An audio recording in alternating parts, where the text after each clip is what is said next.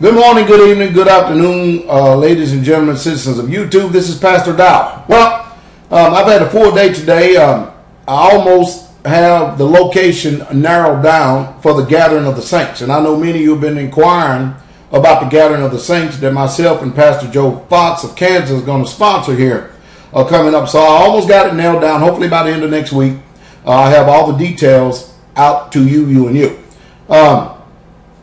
I've been getting a lot of communiques, especially since the extraordinary move that silver has made in the markets. And of course, you know me by now. I usually don't even get up on here no more and even say anything more about, what people should be doing. I try to just provide advice to those who have the ears to hear. You're always going to have your naysayers. They still there. I mean, they was there telling me how crazy I was to be sitting up there putting money into metals, and I said, "Isn't that something?" That was a couple of years ago, but anyway, we're going to stay the course here. So people are asking me, Pastor Dow, should I sell my silver? And I keep telling them, no. Do not sell your silver. As a matter of fact, keep buying it. We got them about a juggler, and that's the truth. I know it's a shock to many of you when you meet a pastor like me because I'm just so laid back, down to earth, forthcoming, forthright, and bold. I think the biggest problem is that people out there are just too soft-skinned, too sensitive. We have, a very effeminate generation. Anytime you see a man talk, they reject what he has to say just because of the way he says it. Is that not about ignorant and stupid and dumb and chaotic? Because I know a lot of you religious folks out there who got clean mouths and filthy lives don't like talk like that, but that's neither here nor there. Still ain't nothing you're going to be able to do about it anyway. It's just the truth. I am receiving a lot of communication every single day now. It's up to daily now about how many people are actually coming out of those pagan, satanic Christian churches. And I thank the Most High y'all for it. Christ the Messiah, he's the way, the only way, the truth, and the life, and that's just the truth. And remember what I said, and listen to me very closely. As a matter of fact, just start passing this saying around all over the place.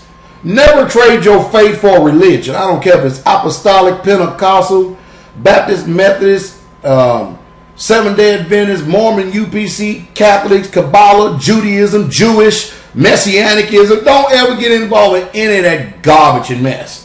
It's all there to fleece your soul. Every bit of it's all lies. It's all lies. Every bit of it is.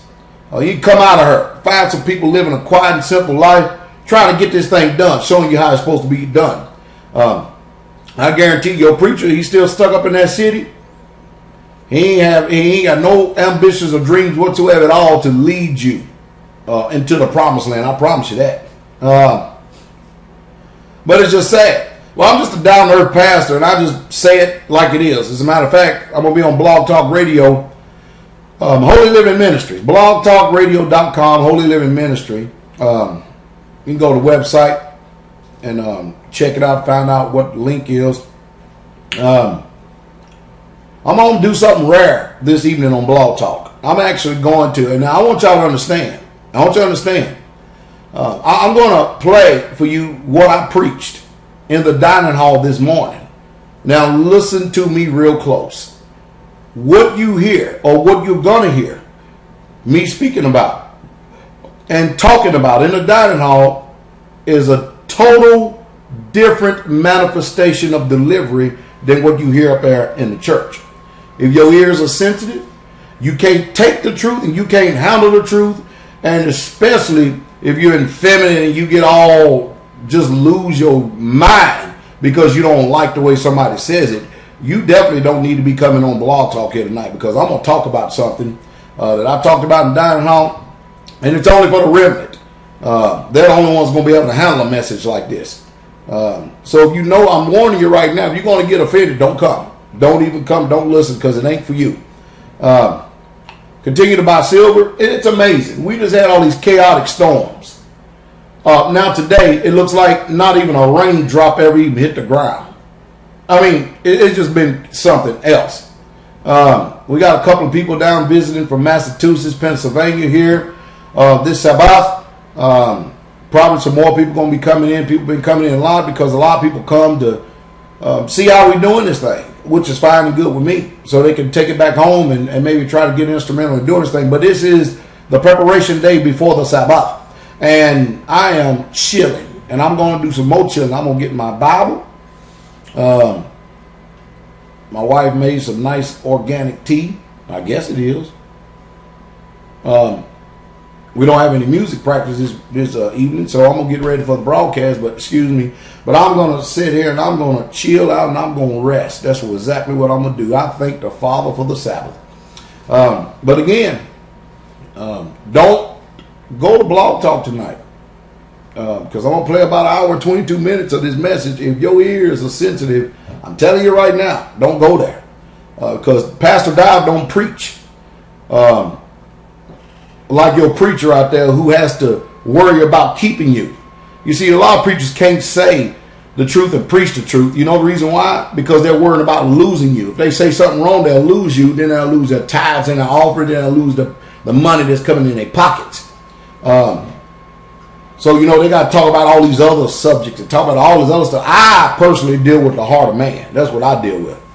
And that's what all preachers should be dealing with. But, you know what I mean? I'm telling you. You know, one thing you can do is this is one way you can judge if somebody's a real true minister for Christ. What is his attitude like? Does he preach like the apostles and prophets of old? Does he preach like Jesus and Paul? Not like the Pope and these Jesuses you see on these Hollywood movies. And your polished cemetery preacher who gets up and, hey, by the way, I made a cemetery video, seminary. And I've had, you wouldn't believe how many responses come back to me by letter from some seminary preachers. Can you believe that? They said that when they was in seminary, that they were taught to prepare a message and then get up in front of a mirror and practice hand gestures and movements and stuff. You know, all to mesmerize you people, all to make you people. They number actors, stage players, hypocrites. Same thing that Christ warned us about when he was speaking to the scribe and Pharisee. And you people, you know, the reason why you love that Sunday junk and garbage is because they're liars and you're a liar too. And you love living those lies. And so you keep going to this Sunday. I'm going to tell you right now, all you commandment breakers, I'm telling you right now, how can you escape the damnation of hell when you teach men to do so? How you going to do that? Breaking a commandment. How you going to do it?